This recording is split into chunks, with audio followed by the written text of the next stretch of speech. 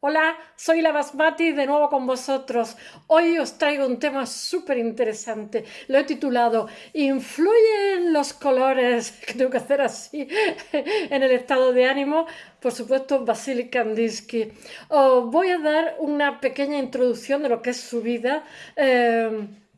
Y después os voy a hablar un poquito de su obra y también del contexto de la época que le toca vivir, una época muy convulsa de dos guerras mundiales, bueno, una revolución rusa, nacimiento del fascismo. Él ya sabéis que es profesor de la Bauhaus de Weimar.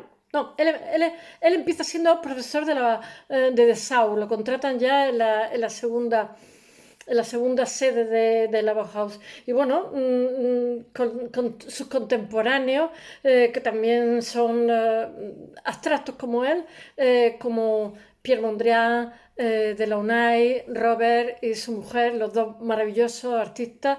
Y bueno, y cuando está unos cuantos años en la Unión Soviética, porque él está durante 18 años viviendo en Múnich, que él crea de Blau Reiter, que es el jinete azul, por fin sé decirlo, y también hace un ensayo que se considera un bestseller en el momento, se agota, que ahora os diré cómo se llama, que no me acuerdo porque es en alemán también, y bueno, le da muchísima importancia al punto, al plano, a la línea, etcétera. No sé lo que iba a decir, me he perdido. Pues os voy a hablar de todo. Sí, ya sé que de Casimir Rashenko. Bueno, os voy a hablar de él, os voy a hablar de Vasily Kandinsky, de la influencia de los colores en los estados de ánimo. Os voy a hablar de cómo se acaba formando un señor que es catedrático en Estonia, catedrático de Derecho, porque hizo dos carreras, era inteligentísimo. En un momento tenía, para desestresarse, solía pintar y entonces tiene muchos cuadros figurativos. Y entonces en un momento dado tiene como una epifanía con 32 años y decide abandonar todo. Todo es una carrera muy prometedora dentro de la universidad y además era un señor que era muy inteligente, destacaba y tenía un futuro maravilloso. Lo deja todo y empieza una carrera de artista. Y por supuesto le va muy bien porque tenía una mente, yo qué sé, fantástica. Él hace una serie de, ¿cómo se dice?, ensayos que merecen la pena. Incluso hoy día no han perdido actualidad. Bueno, voy a contar un poquitín su vida, un breve resumen, y después voy a contaros un poco su obra. Me voy a centrar en la época, como voy a hablar de la abstracción, de la sinestesia, y voy a hablar de unas series que ya, digamos, configuran al artista en el que se ha convertido, desde que empieza a hacer abstracciones hasta que empieza a encontrar el vínculo entre la abstracción, los colores y la música, y entonces genera una serie que ya sabéis que la sinestesia es el don que hay de vincular los colores a la música. Entonces él crea una serie que son composiciones tal y tal que llegan hasta el final de sus días, que él muere en 1944, creo que con 74 años, no estoy segura, por ahí, que no lo he calculado al 100%, pero es 70 y algo, 70 y poco, o 72 o 74. Y hasta ese momento, o sea, desde que empieza, digamos, a ser un artista maduro, a marcar una línea, a haber encontrado un discurso propio hasta casi cuando muere, es de lo que voy a hablar hoy. Espero no, ha salido muchísima información, espero no aburriros. Bueno, en 1966 nace en Moscú, ya lo sabéis. En 1996 abandona, no, en 1896 abandona su, ¿cómo se dice? Eh, Se me está averiando esto. La chuleta, tengo que mirar las letras. Uy, las letras, las fechas.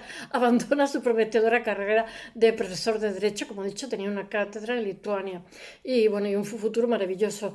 En 1908 se instala en Murnau. Murnau es la zona de Ordesa. Allí es un pueblo donde pinta paisajes y supone el punto de partida de lo que va a ser su carrera. Estoy mirando las fechas porque mirad, hay tal cantidad de fechas que me vuelvo loca. es el punto, Murnau es el punto de partida de la abstracción. Bueno, 1911, tengo que hacer así.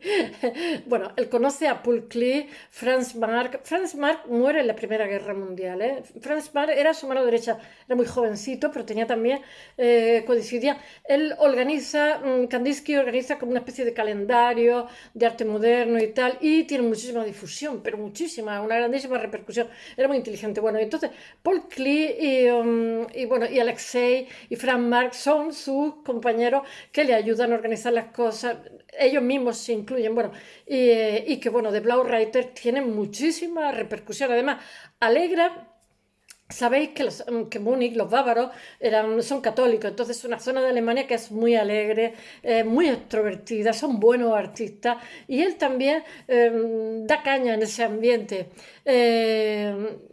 Jauleski también forma parte. Alexei Jauleski, que se me había olvidado, de Blau Reiter. Entre el 1914 y 1921, pues se tiene que ir a la Unión Soviética porque es un extranjero, es la Primera Guerra Mundial. Y bueno, Alemania, ya sabéis. Y bueno, entonces él resulta que ha habido una revolución rusa. Ahora os contaré las series que hace antes de la Primera Guerra Mundial. Es como que está previendo el cataclismo. ¿Cómo se dice? Arte abstracto, pero está introduciendo el diluvio universal y cosas así, porque sabéis que son muy místicos estos abstractos, porque él es la época de la teosofía también, que eso lo comparte con Paul Klee, o sea, es la sensibilidad de la época. Bueno, ya sabéis que en Rusia ha habido una revolución de 1905 y ahora resulta que él se va con la Primera Guerra Mundial rusa y pilla la de 1917, y os cuento, que resulta que los artistas tienen también un papel fundamental allí en Rusia, pero él está allí un tiempo hasta que se da cuenta que eso está empezando ya a tomar unos tintes horrorosos, porque al final todo es ilusión de arrancada de caballo, acaba terminando siendo una parada de burro, porque poco a poco se les va restando. Hay muy buenos, está el constructivismo ruso, está Roshenko también, hay muy buenos artistas en la Unión Soviética, siempre han sido buenos artistas, pero cada vez se les va recortando más la libertad, hasta que llega un momento lo ve venir. Él ayuda muchísimo en temas de enseñanza, temas de arte, de organización de museos y tal. Él está allí, tiene un papel principal, pero conforme ve que va tomando un cariz y que se va marginando a los artistas, porque sabéis que hay una escuela, la Biotemas, que es paralela a la Bauhaus, que claro, Alemania tiene una capacidad de publicitar, será la primera potencia mundial. Entonces, si eres pobre, porque allí en la Unión Soviética hay una cantera de artistas maravillosos.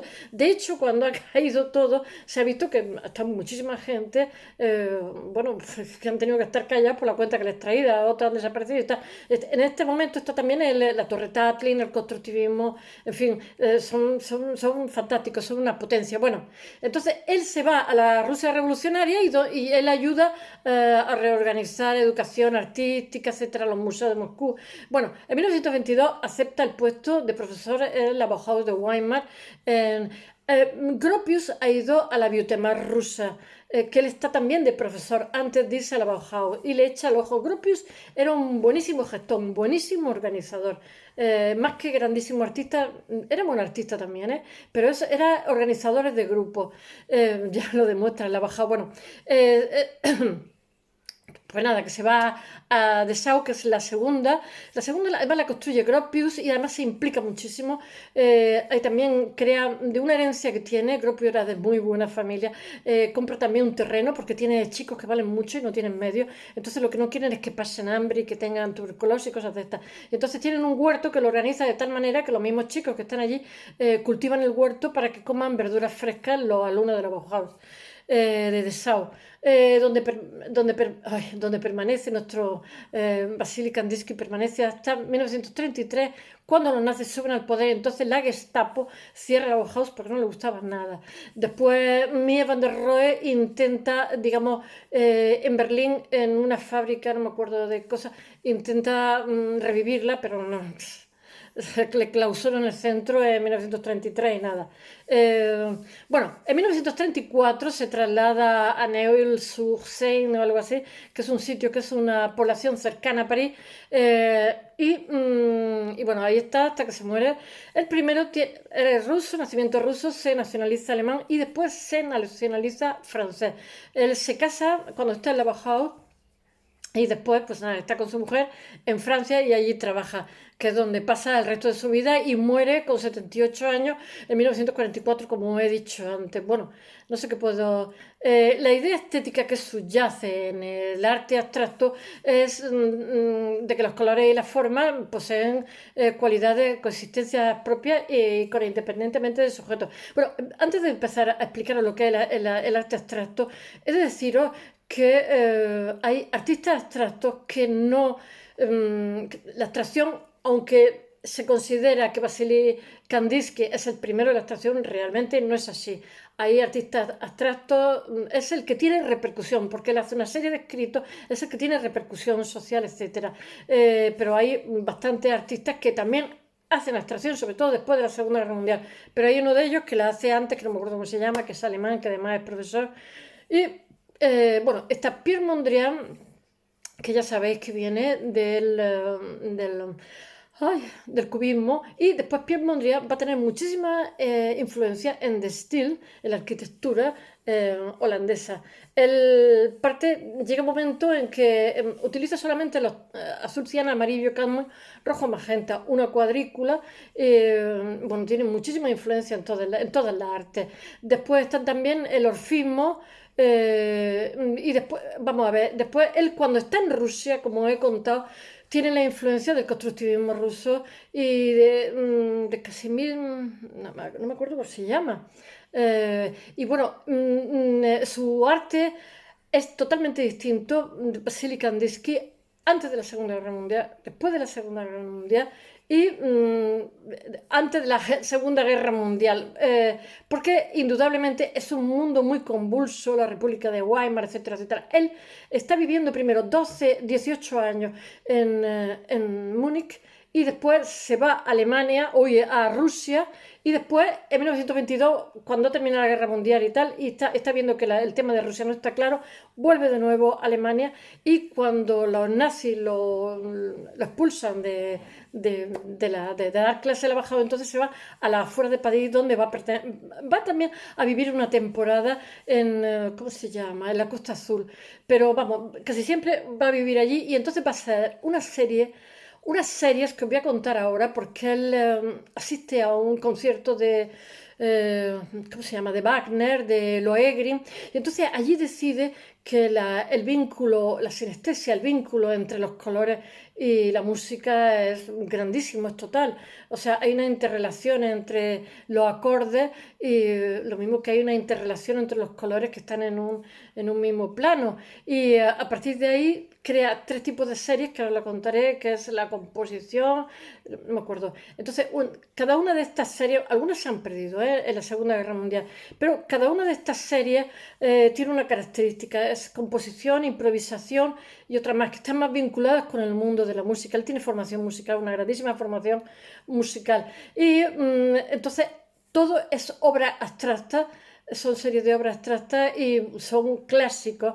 Después es curioso porque los nazis prohíben como arte degenerado la obra abstracta de Vasily Kandinsky en Alemania, y me imagino que se perderían pinturas suyas, lo mismo que de los otros abstractos que hay.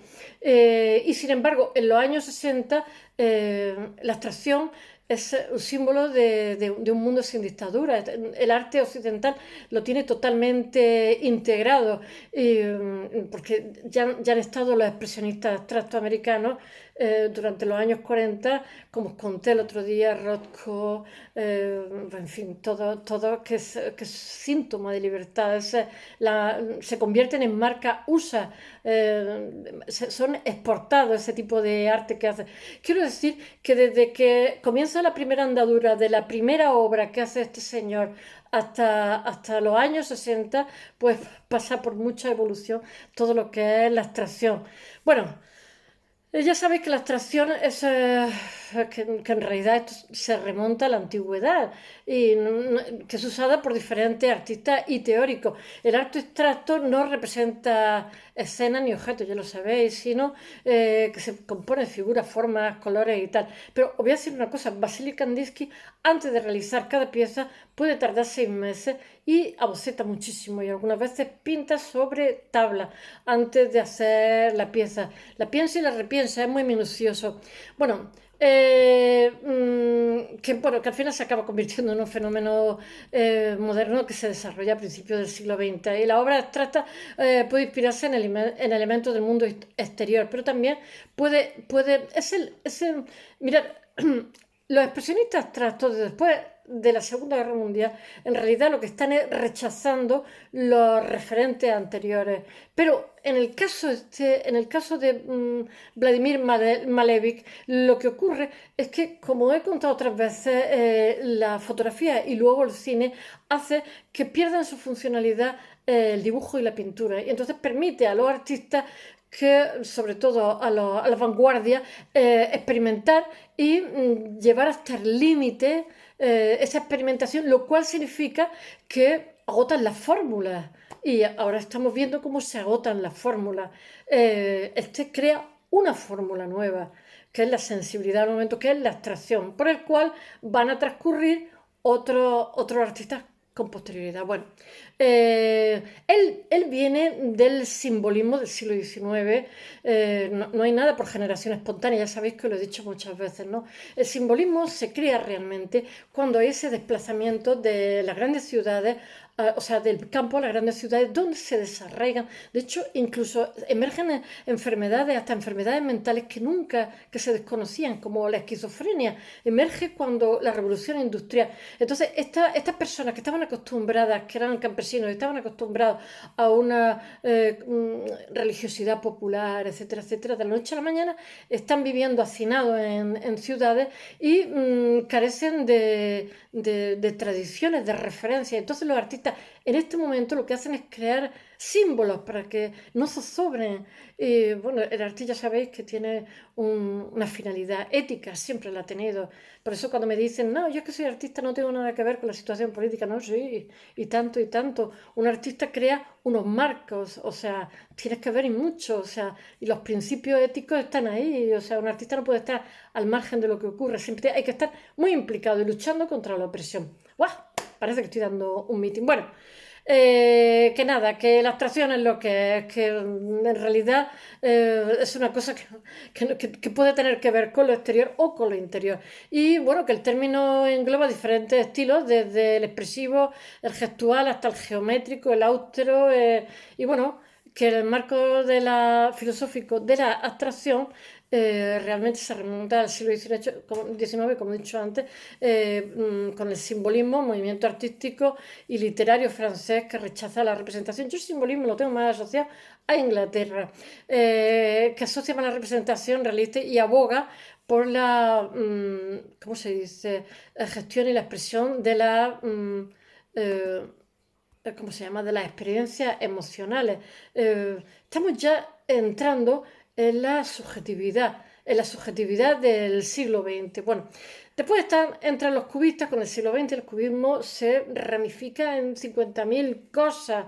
Están los cubistas, están también los futuristas, los fauves. Ya sabéis que, como he dicho, están todas las fórmulas agotándose rápidamente.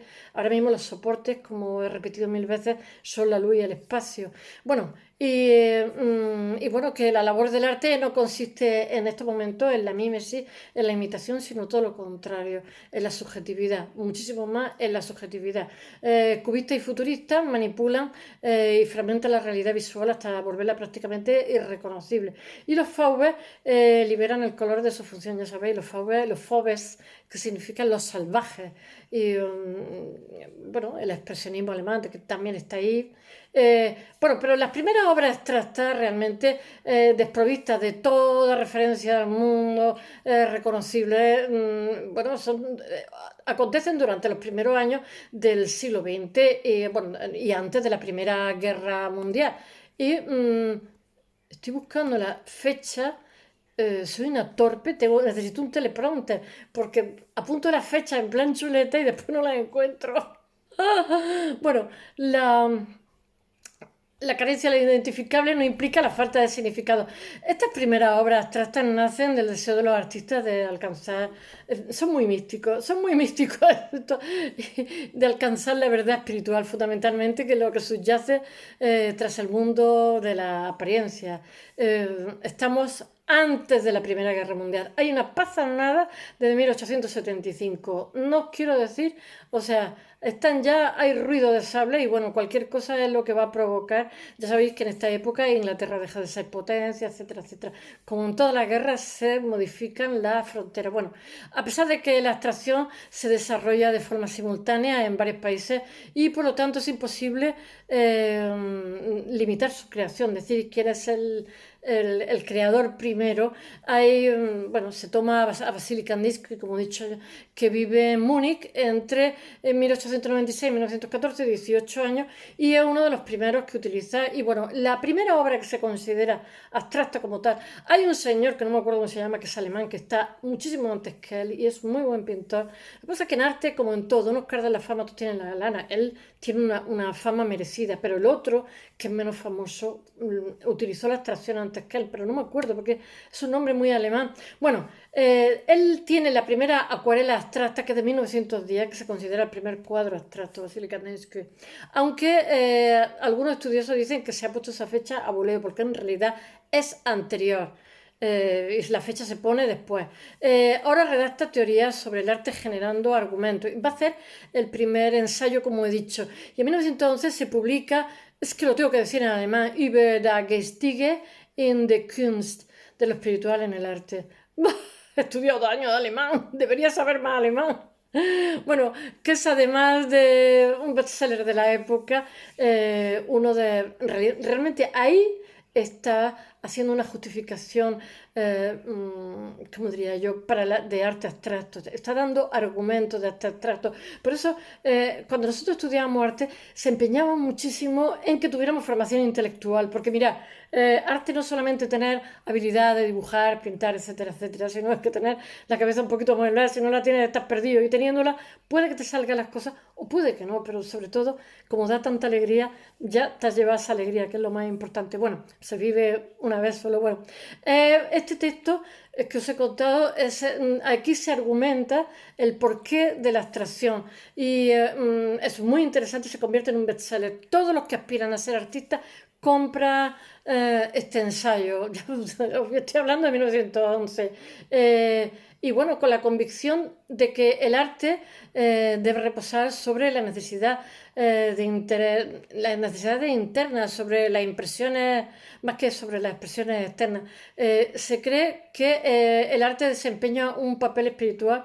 Estoy intentando buscar las fechas y posee la facultad de equilibrar la cultura, porque él dice que la cultura está cada vez más materialista.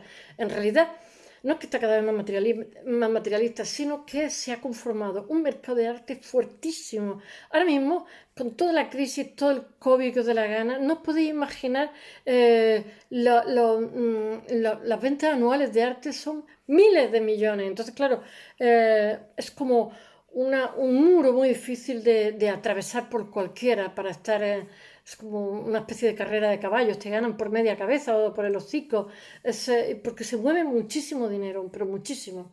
Bueno, el artista necesita alcanzar, y entonces realmente lo que hay aquí, que él dice que está cada vez más materializado el mundo del arte, no es simplemente nada más que el mercado del arte ya se ha configurado como tal porque hay capacidad adquisitiva, y lo que están haciendo los galeristas, museos y tal, es vendiendo obras a particulares, a colecciones privadas, y claro, a buen precio. Y entonces lo que dice que para contraponer el mundo de la cultura se necesita que el artista viva la realidad a través de los colores, a través que poseen una vibración espiritual. O sea, sabéis que hay escuelas, en las cuales pues, cada día comes un color distinto. Eso está vinculado un poquito con Oriente. El estar conectado el color con las vibraciones correspondientes del alma. Yo, mirad, soy escultora y estas cosas siempre nos reímos de los pintores un poco. Perdonad quien sea pintor, pero Es que había dos justificaciones que siempre nos reíamos en escultura y es cuando empezaba, es que mi madre me pegaba mucho de pequeño y por eso pinto así, o es que el color me produce una vibración en el espíritu, decíamos, venga ya, si esto es un trabajo como el resto, qué vibración ni qué patata frita. Pero bueno, no me hagas caso porque somos un poquito brutitas en arte. Tenemos una lengua viperina. Bueno, su influencia está influida por la teosofía, como he dicho antes, que es una filosofía esotérica que también la tiene Paul Klee en La sensibilidad del momento, donde la creencia de que el universo es espiritual por naturaleza y que bajo la apariencia de caos existe armonía. Yo lo sigo pensando eso también. Bajo la apariencia de caos, los animales son más armoniosos que los humanos, que se supone que somos más ordenados. Bueno, realmente Kandinsky crea una vía para alcanzar la abstracción y posee fundamentos teóricos que yo he dicho que lo ha escrito en el ensayo que ha creado, pero también obedece a los impulsos de las epifanías personales que quizás no le haya contado, pero ahora lo cuento. Una vez, cuando estaba viviendo cerca de Ordesa, cuando ha decidido dejar de ser catedrático, ha hecho dos carreras, es muy culto, pero él quiere dedicarse profesionalmente a la pintura, tiene 32 años. Volviendo de dar un paseo en el campo, se encuentra que uno de los cuadros que ha pintado, porque hay que dejarlo a secar el óleo, le da una luz y en vez de estar derecho, está torcido. Y él dice que le impacta esa belleza. Y después, también, cuando va a una exposición de Matisse, se han equivocado y han colgado los cuadros al revés. Y él dice que todo lo contrario, que lo deja muy reflexivo esa forma de colocar la pintura porque le parece muy bonita, muy bella, que aunque no signifique nada, esos colores le motivan. Y entonces a partir de ahí empieza ya a concebir la abstracción. Es una persona muy inteligente. Bueno, en 1896, cuando está todavía en Moscú, ve una exposición de los almiares de Monet colgada y que lo han colgado al revés y a partir de ahí empieza, estas son las dos epifanías que os he contado yo y le hace comprender que bueno, que las cosas no tienen por qué ser lo que se supone que tiene que ser, que pueden ser otras diferentes y también ser bonitas y también tener belleza el cuadro. Y entonces a partir de ahí digamos concibe la abstracción de que el color y la forma puede ser independiente del objeto representado. Y bueno, esa experiencia se repite 2 años después, como he dicho, cuando vuelve de pasear a regreso de su estudio y se encuentra que tiene un cuadro suyo que sin querer lo ha dejado torcido y sin embargo se sorprende de la belleza que tiene. Es algo inesperado totalmente. Lo ve por la ventana. Su cuadro, Composición 4, que está colocado de lado. Ahora veréis cómo él va a una obra de Wagner y entonces a partir de ahí él posee sinestesia, no todo el mundo lo tiene, eso es un privilegio y bueno, él decide a partir de entonces, en 1896 asiste a una representación de Lohengrin de Wagner, como he dicho, y allí comprende que la música puede afectar a las emociones, aún sin un tema reconocible. Entonces, lo mismo se puede aplicar a la pintura. Y entonces los colores de un cuadro interactúan entre sí como los acordes de una partitura. Son como las secuencias de acordes en música. Y en 1909 años después comienza a trabajar, como he dicho, ya tiene un discurso propio en una serie que le van a el nombre de, tengo que leerlo porque son tres y no me sé las tres, me sé alguna. Impresión, que lo tengo detrás de la cámara, improvisación y composición, pero cada una va a tener un carácter distinto y aunque os creáis que hace cuadros como churros, cada vez que empieza uno lo repiensa muchísimo y sobre todo y se nota muchísimo los estados de ánimo del pintor antes de la Primera Guerra Mundial, que está angustiadísimo y todo lo que hace son unos símbolos de cosacos que corren, el diluvio universal, se bloquea también y entonces su novia que vive con él le dice que repite una palabra en alemán, que la repite como un mantra para quitarse ese bloqueo intelectual y entonces mientras que está pintando repite. Ella dice que se ha quedado atrapado en su propia intelectualidad. yo creo que estoy también atrapada en mi propia intelectualidad. Bueno, en referencia a estas tres series que las llevará hasta el final de su vida, desde este momento, desde 1909 hasta 1944, cuando muere, va a generar de estas tres series, que son distintas cada una es más profunda, otra más improvisada, más superficial, etcétera. Bueno, no más superficial, me refiero menos elaborada. Estas van a estar hasta el final de sus días, porque ha cogido, ya solamente hace abstracción y este tipo de pintura, digamos, muy personal, va evolucionando. Cuando está en la Bauhaus es mucho más geométrica, cuando está antes de la Guerra Mundial es mucho más angustiada, y después de la guerra, o sea, después tiene influencias de Joan Miró y bueno, del surrealismo también. En fin, voy a intentar contároslo. Para la impresión recurre a fuentes de inspiración externa. Bueno, eso para impresión, la serie, ¿no? Lo estoy leyendo porque es que no me la sé todas. Pero en cambio, la improvisación es otra serie bueno, que se basa en la expresión espontánea e inconsciente del carácter interior.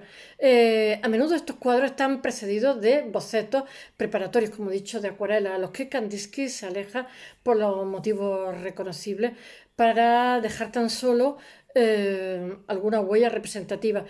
Composición es la serie más compleja de las tres y define sus piezas como las expresiones de un sentimiento profundo formado poco a poco para pintar. Bueno, espero que os haya gustado. Este tema era muchísimo más largo. Pensaba hablaros de Pierre Mondrian, de la UNAI y una serie de artistas que son coetáneos suyos, pero no quiero ser pesada. Espero que os haya gustado. Hasta mañana.